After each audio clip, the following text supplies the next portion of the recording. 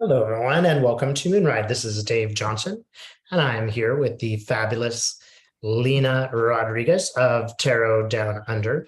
We are going to be asking each other some important questions today as we go through this exciting whodunit uh, Yeah. on TV. Yeah, watching the January 6th hearings. I'm just going to jump right in and ask the question for Lena here. And the question I have for Lena is about justice. Will we get a sort of completeness to this justice as through the January 6th hearings? Will we feel like we are sort of vindicated here? Okay, let's ask that. So, in other words, will Dem viewers mainly, and our viewers in particular, Mhm. will we feel vindicated? Will we feel a satisfaction at the end of these hearings? Mhm. Okay, let's have a look here.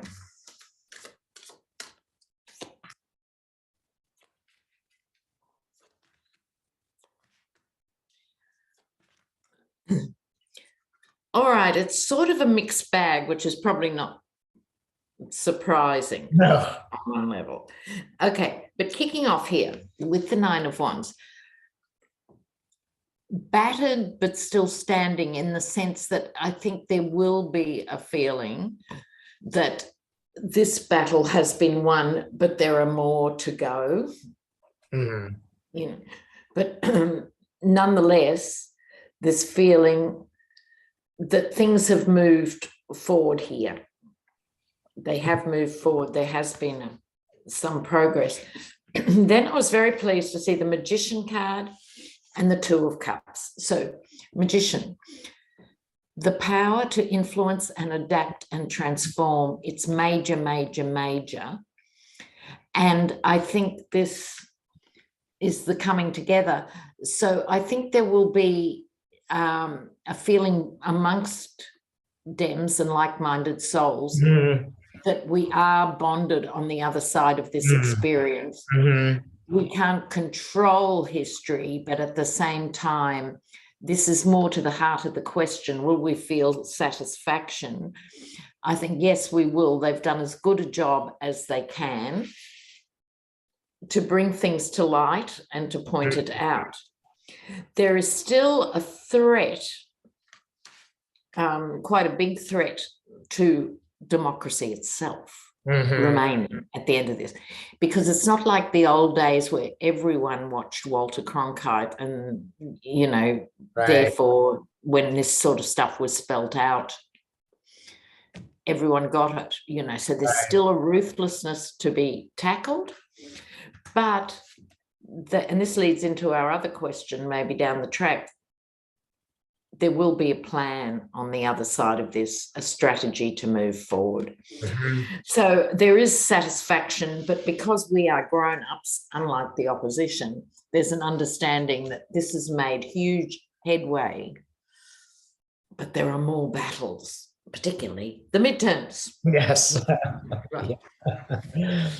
Now, I've got a question for you, All right. Dana. Navalny, Alexei Navalny, right, who is Putin's opposition. Mhm. He's the one who was poisoned twice and survived. He's been thrown into jail. But now, this week, he's missing. Oh, Oh, wow. dear. I did not know. So I'd really appreciate you doing a channel on Navalny, please. What can you pick up? The minute you open your mouth about him, I just saw a lot of darkness, to be honest. Hmm. Let's see if we go further there. It's interesting. At the top of this darkness is a sort of circular crystal, kind of like moon shaped. What does that spirit? What does that mean?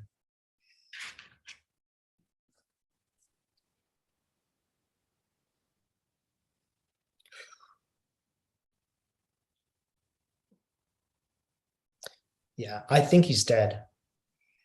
Okay. My initial, it's like almost like that crystal's like he's moved on from this life. Mm, Um, mm. but I think he's dead. I think they've already killed him.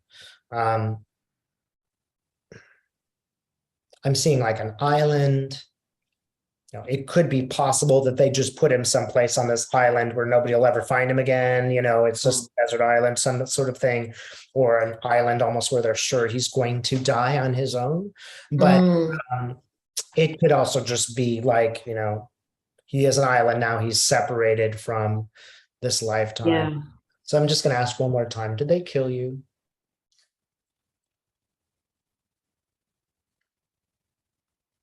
Yeah, I think the answer is yes. I see somebody with a knife and they're cutting right along this vein. Yeah. Oh my God. Well, I think we have to know. Yeah. Yeah. So there we are, which shows how freaked out Putin is. Yeah, it too. does. It does show it. Yeah. Yeah. He's left a lifetime, I think. Okay. So have you got another question for me, Dad? I sure do. Jim Jordan. Ah. Yeah. And I want to know if he'll face charges. Okay, Jim Jordan, another intellectual giant of the Yes. GOP. These guys. I have to tell you, he irks me more than any other. It's funny, isn't it? He irks me like nobody's business. I've tried to be. Because we all know the Jim Jordans. Okay, we all went to high school with the Jim Jordans. So that's why we feel we know him. It's different from those who all went to Ivy League things or whatever. Jim Jordan, what's his political future? Okay.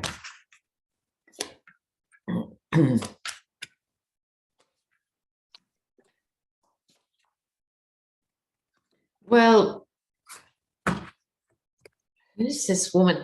One of the women in the January 6th committee is really focused on him more than the others are focused on him, if you know what I mean. The Queen of Pentacles. This is often my Pelosi card. I don't even think it's necessarily Pelosi or Liz Cheney. It's another woman in the Dems. Maybe she went to high school with Jim Jordan. And she's really staying on his case when other people are going, oh, we've got bigger fish to fry, like la, la, la, la. There's one woman who's very determined. It doesn't end well for our Jim. This is 10 swords in the back, the false knight. I think this is a mix. This is Dems coming after him, but he's not priority A1 or even A37. So it's not so much them. I think it's sort of within his own party somehow. The false knight, juggling and manipulation.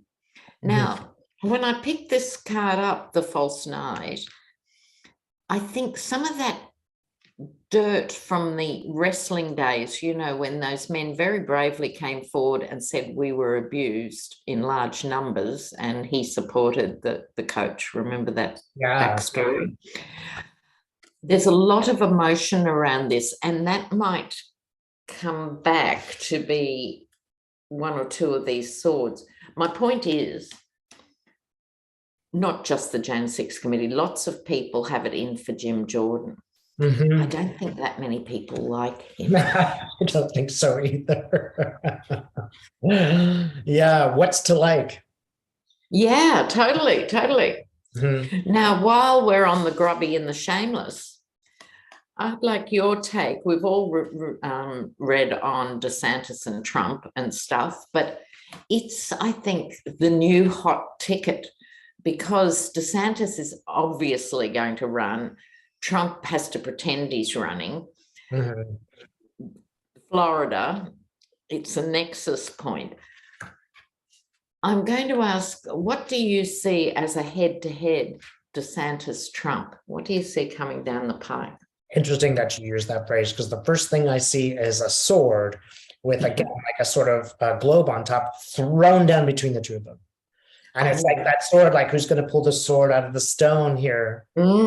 DeSantis looks very confident about it. Trump looks just like he always looks. which is arrogant, but DeSantis looks a lot more confident. I have to say, this is a sure win in my view of DeSantis. This, I get the feeling that this trial will affect Trump a little bit. All of those people who are trying to not watch the January 6th stuff, they're still going to hear about it. They're still going to know that there's a sort of legacy attached to Trump. They're going to know, I mean, he's a loser. Hey, he lost. Number one, he lost. Number two, he failed at his coup. He's a loser, you know? So even though they would not want to give him up, they don't really want to give up Trump. They are aware that anybody who's at all centrist is going to see this guy at the very minimum as damaged goods, right? DeSantis is not a damaged good. He has a lot of the Trumpian aspects of, he's still that patronizing, male, intolerant, rude, obnoxious, and false. He has all of the things, all the bells and whistles. Without having the baggage. So Trump's going to be put out to pasture, and in some ways that is, you know, a great deal of justice. Show me more about DeSantis. Yeah, he picks up the sword. He's like Luke Skywalker holding that sword. But I can't help but feel like it's like universe's tongue in cheek, you know? He thinks he's this guy, but he will. I think DeSantis will prevail. And one of the things that he will do along the way is subtly humiliate Trump. Yeah. It's like, you know, when you get on a bus and there's a really hostile person and you're like, oh, I could try to stop him. No, I'm just going to let another hostile person meet him and they can fight it out. Yeah, that's right. That's actually, you know, I got to say, one thing that does make me hopeful is that a lot of these Republicans are starting to fight each other.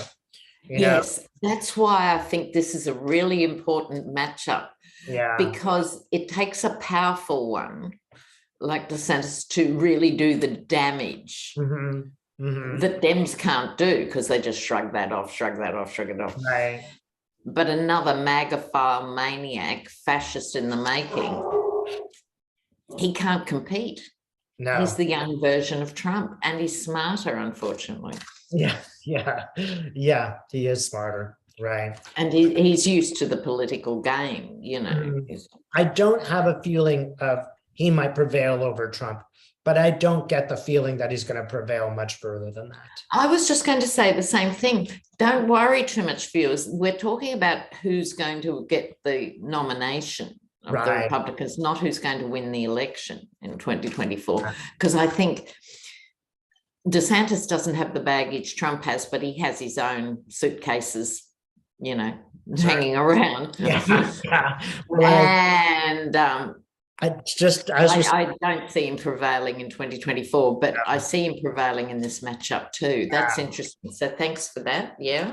When I was taking a look, as you say, baggage, I was like, see Trump opening his trunk with all the money in it, and the money's gone.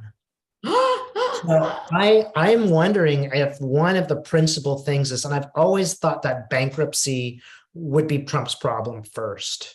That maybe he wouldn't go to jail, maybe he wouldn't truly be punished, but he would be humiliated by poverty.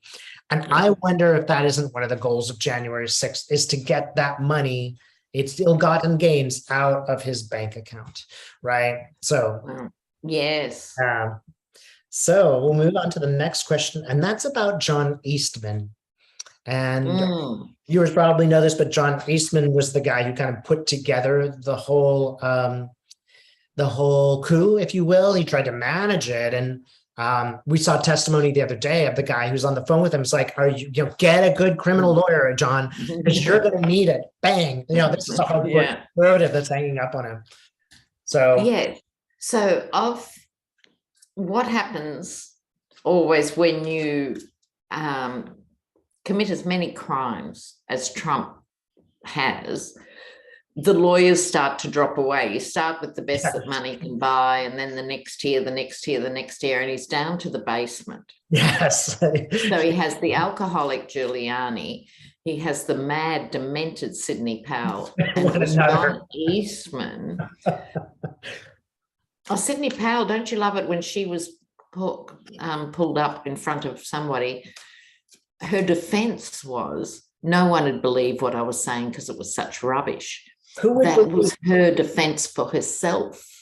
Who would believe a woman in a leopard skin outfit? I mean, she was wearing leopard skin. What? I'm sorry.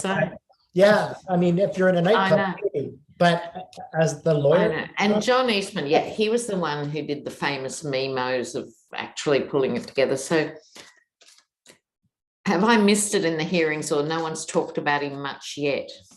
I just got that. We haven't, they had to procrastinate one more day, right? But I'm getting a feeling that there's a reason why they procrastinated. Yeah. So let's have a look. I'm itching to know.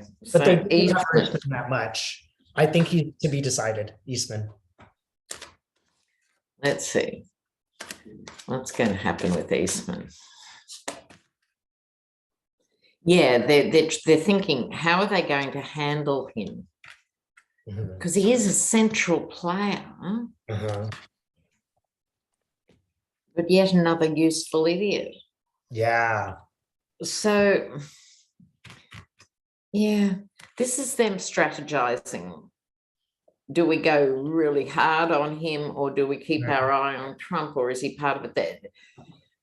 I'm sure they've thought about this for months, but at the same time, I'm not convinced they really know how much emphasis to put on the Eastman scenario, right?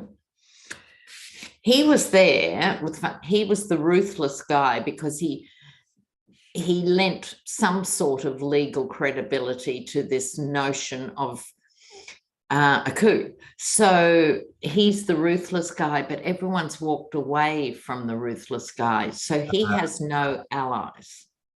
Zero. Zippity doo-dah. Theft. What's this? Now, it could be in abstract the thieving of democracy. Yeah. Right. But it could be a more mundane theft. Has someone stolen his stuff, or has he stolen somebody's stuff to get a bit of protection? I'm leaning more towards that. There's been a theft somehow, an actual sneaking it out under the coat into the car theft involved with Eastman. I'm not quite sure which side of the fence. They're going, have we got enough to charge him with, I think, seditious conspiracy? They've got enough to charge him on something, but it's whether they go for the big guns with Eastman or not. And I don't think that's decided yet. So that's my vibe on him. He's absolutely critical, but apart from anything else, he's boring. Yeah. And I'm sorry, in this Circus Maximus that we're looking at, why spend time on the dreary ones? It's almost like that. Right. But he is important and he is central. It didn't answer the actual question, what will happen, and that's because I think it is in abeyance. Yeah. Okay, good. Right. Well, now, for you. Okay. A question from one of my viewers. What's your take? Will Puerto Rico ever be included as a state of the United States?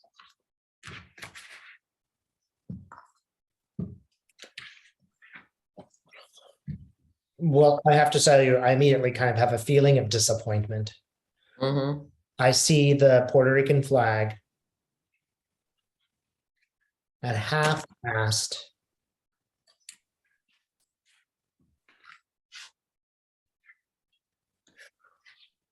I would say immediate disappointment, but it is possible that they will eventually, just not in the near future.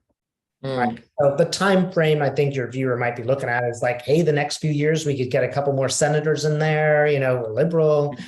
I don't think that it will happen in the next 10 years. Yeah. I think it could in the next 50 years. Yes, Like, yes. there has to be a good deal of political social change before the left has that kind of power to make that happen.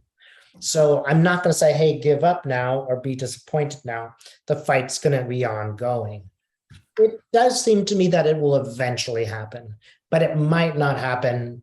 I'm going to say now for 25 years. So it's a long-term goal. And also, because so much will happen between now and then, they may not even want it then. Yeah, it might then change your mind. It might be that too. Right. No, Oh my God. good question. Here's this question that I think is an important one. We want to know whether the January 6th will have an effect on the election. Will that matter? Is that for both of us? Or is that one for me? And then we go, no, that's for both of us. Yeah, that's for both of us. Okay, good. So let's have a think. So will the January 6th hearings impact the election? Do you want to go? Well, if you don't mind going first, I'm just starting to get an image. Okay. All right. It's a big question.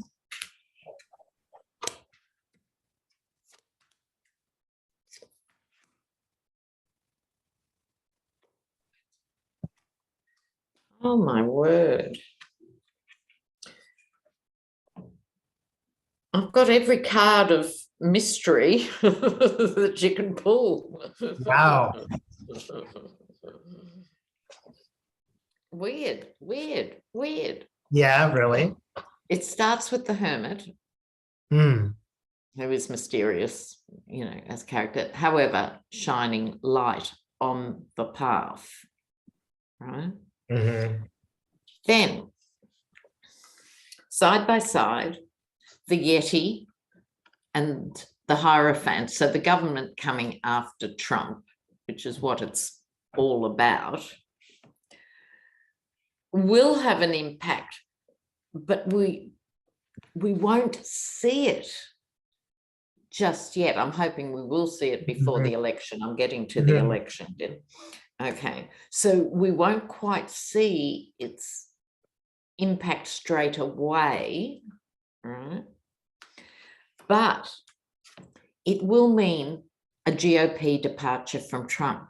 So whether they still have him as their token head and they lose the election and then they ditch him, or if they ditch him before, it's unlikely. It's only a minute away. It's only a few months. So from where we're sitting, we're looking at it being Trump going to the midterms. People will walk away from him in droves. Certainly hope so. Then we have this is also weird. There's the card of retreat and basically lying around.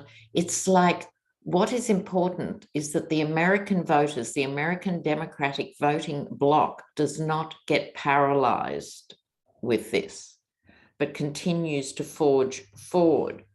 Because if they, in their obstacles and fears, if they can overcome their amorphous fears, have I got enough food for the end of the week and can I pay my power bill fears, to, we're going to be an authoritarian state, but that's no good to anyone if it paralyzes you. It's really important not to give in to this overwhelming energy. And for that, I would say, stay active, stay engaged.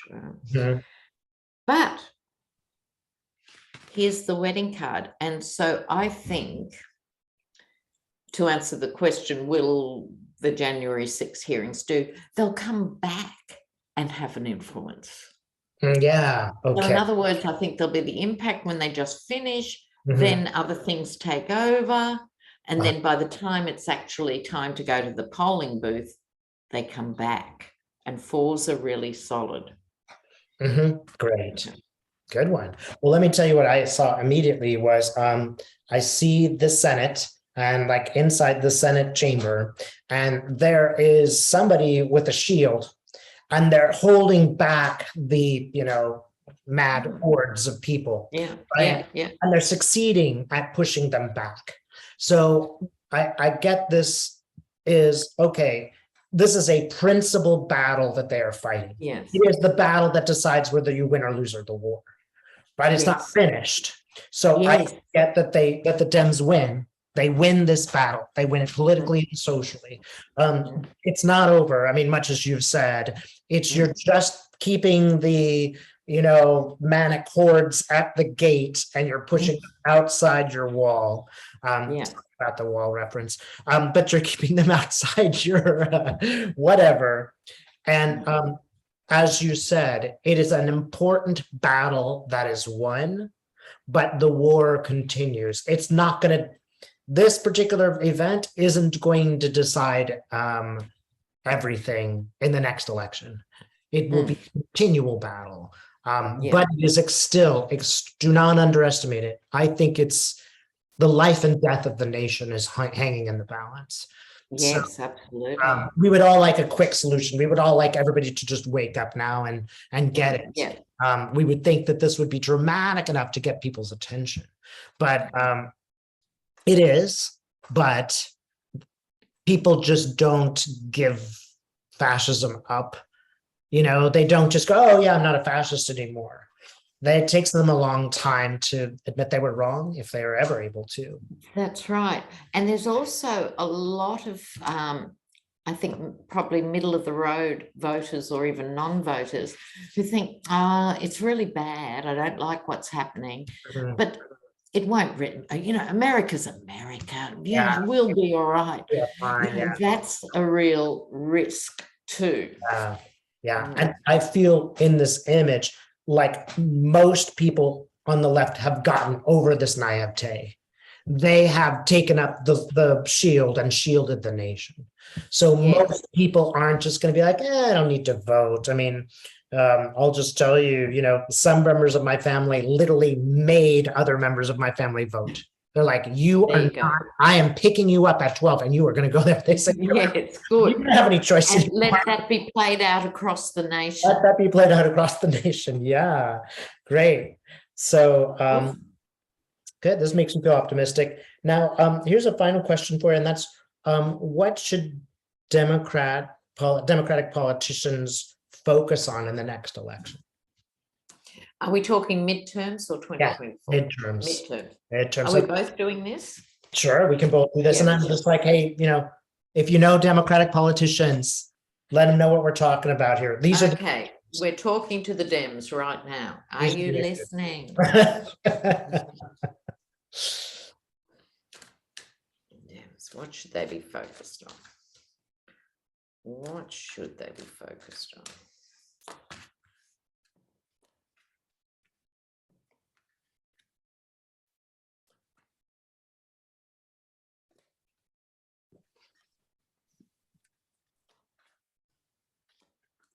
Oh, okay.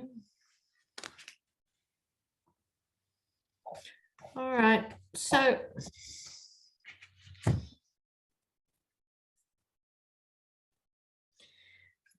in a way, this is sort of, if you like, the overview of what they've been focusing on, as opposed to, do you talk about gas prices or not? Right. It's a bit more big than I was hoping for, in that sense. But it is, look, standing up for the truth and keep speaking the truth, but to do it in a more agile way. The Chariot is about quick movement. They've got a lot of things to cover. And I think this is, if you like, my visual for this is roaring around the country with the message, but the message needs to be targeted for each bit of the country. I mean, we've talked about this before, you and me, Dave, in the sense of let Pete Buttigieg loose in the Bible Belt. That's what he does. Let AOC loose, in the Spanish-speaking South and New York. Katie Porter for the overview. They need to get their wheels moving to get this message out. In other words, there's no point just being right. that truth has to be spread across the nation, even when people don't want to hear it. Yeah, great. Especially when people don't want to hear it.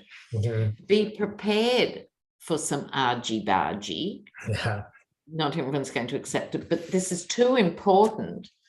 And they have momentum for the midterms with this. I'm pleased to see this. Yeah. They have the momentum. If they let their chariot, no reins in this card, no reins. Take the reins off your second tier Democrats who are really good, really compelling, really targeted messages. If they let go of the reins, by they, I mean the old guard.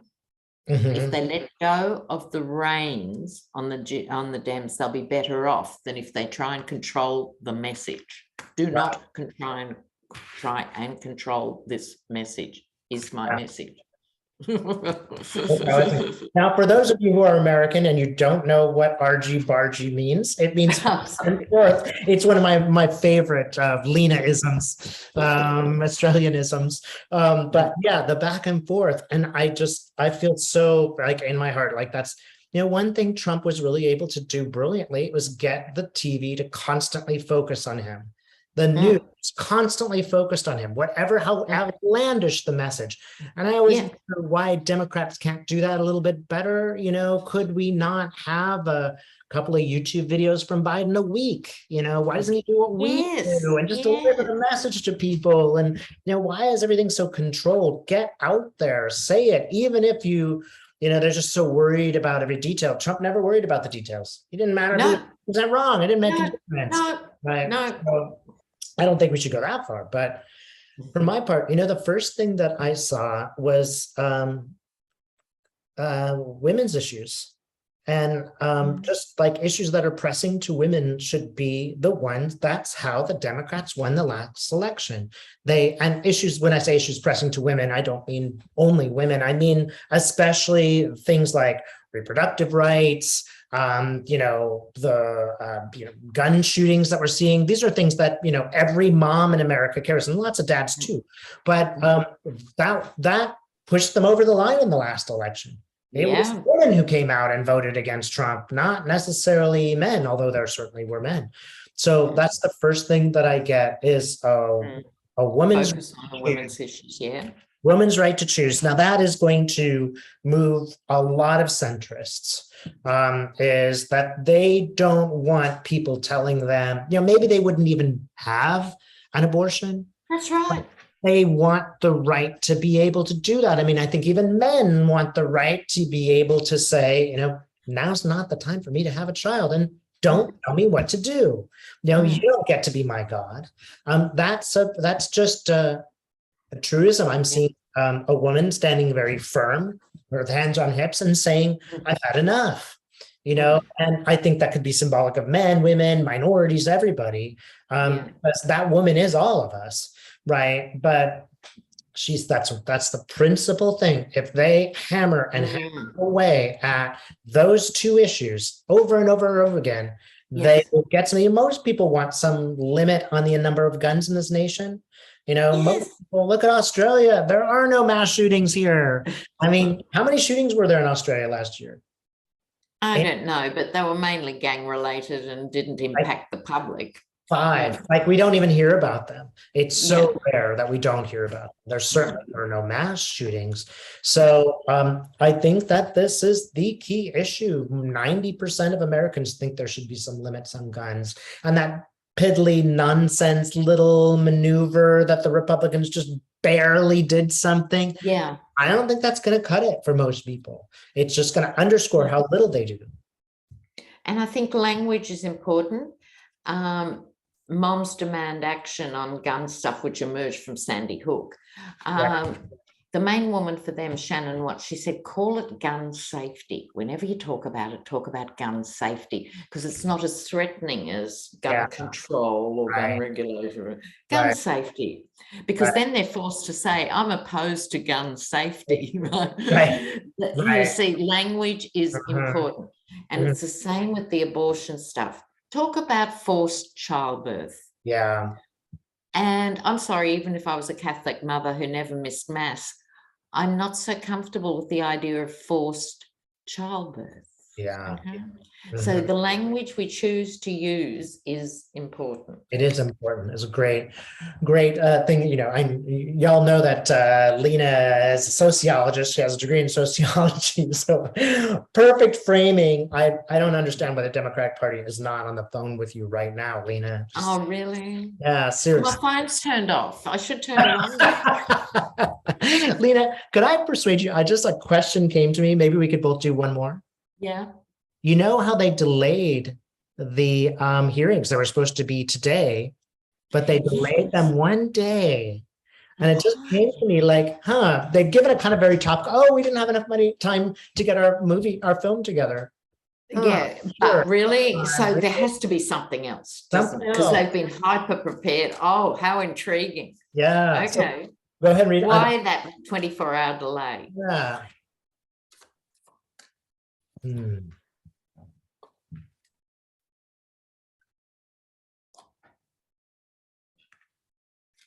Oh, shall I go? Yeah, go ahead. Okay. This is the Justice card, which is what it's all about, followed by the Nine of Swords. I think there was some particularly compelling footage. This is the somewhat manic night thing. It could be some footage from the actual break-in that they're revisiting or something, but it's some footage that is upsetting, can be upsetting, and there could be having a last-minute thing, can they use it, or getting permission from someone at the last minute to use it. There's some legal thing that is causing someone major distress, which means it has to be juicy. I'm sorry to make that deduction. Right, for it to be that big a deal. But they get it. So what we will see will be something that is totally illuminating. Great. All right. Now I'll just tell you what I saw. I'm sorry, I forget there's a second lady. She's older.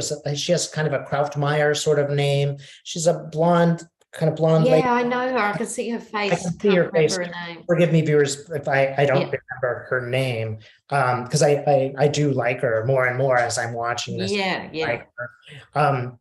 She is there, and she's got like the professor sort of mortarboard on. She looks kind of like the professors in what's that TV show or the movie, the book Hogwarts. She looks like one of Hogwarts Harry Potter. Harry Potter. Yeah, you just intuited that really well. I wasn't giving a very good description, but I see her that and almost like making deductions, like, oh, here's the new information. Wait a minute, what is the order of how we're going to do this? Yeah.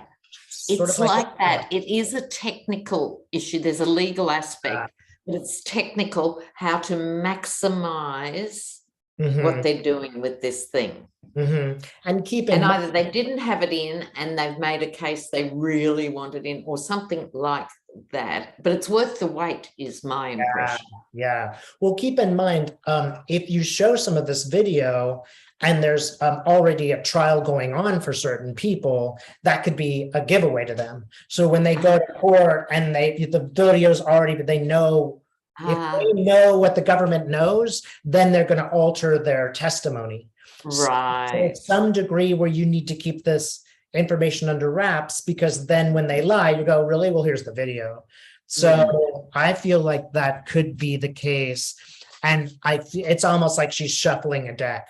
And she's just going, oh, no, wait, the ace is in the wrong place. But I feel like it's a good thing. I agree with you. She kind of gives me the old wink. Like, oh, good on her. Just you wait, right? You thought I was the wimpy lady on this team. You thought I went out compared to Liz. Well, I'm just a little bit more grandma-like, than Liz. Gotta love her. Good for this. I know who you mean. I must find a name. Yeah. I'm sure our viewers will put it up there before we can figure it out. But I have to say, I'm satisfied in a sense that I don't know if we're going to change anybody's mind, but I feel like they are putting forward the best message that they could, that it's I clear. know we could be sitting here going, why are they doing it like Right, right, that? You know, right. like, oh, no, you couldn't improve on this. You really couldn't. If Right. people shut it down, they shut it down. But don't tell me every Republican lawmaker isn't watching it. Oh, yeah, they are. Yeah. And Yeah. I bet smoke is going out of Trump's ears, if that satisfies you all to know how upset. Yeah. But I also got to finish with this image. Empty trunk, no money. I Right. love that. Right. It's Loser. bliss. Yeah. Loser with no money. Yeah. Uh-huh. And that's Letitia James' big gun too in New Oh, York. yeah. She has the power to disband Trump.org. Oh, no kidding. Now, she can't do criminal prosecutions or anything, right? Thank you, Alvin Bragg, right? Yeah. That was his thing. But her nuclear option, as she refers to it, is she can disband Trump.org. Now, the thing with that is they are their name. They only use their name for everything. So they can't reinvent themselves as the Paradise Trust or something. You see what I mean? It's meaningless. Right. They're totally invested in Trump Tower, Trump this, Trump stakes, Trump. So without their name, they're nothing. Mm-hmm. Mm-hmm. Yeah. And without their money, they're nothing. 5 years ago, I can remember seeing, is Trump going to go to jail? And I kept seeing Ivanka with a cup, like a little cup, and I think that is definitely where they're going to get him. I'm not so sure about the criminal prosecution, putting Trump No, in. me either. I'm hoping that will happen. I'm still think it's very possible, but most other readers don't agree with me, so I'm starting to doubt myself a little bit. And I do think it's not clear yet, but him going broke, that will be quite a punishment for all of them. Well, see, the only reason even that matters is he's been bankrupt 7 times or whatever, and he's always bounced back. The problem now is he's a spent force. So if he goes bankrupt, no one is going to lend money to Trump. Deutsche Bank is in 10 years of litigation over their contact with Trump, right? The Saudis are dealing with Kushner for better or for worse, but they're bypassing Trump.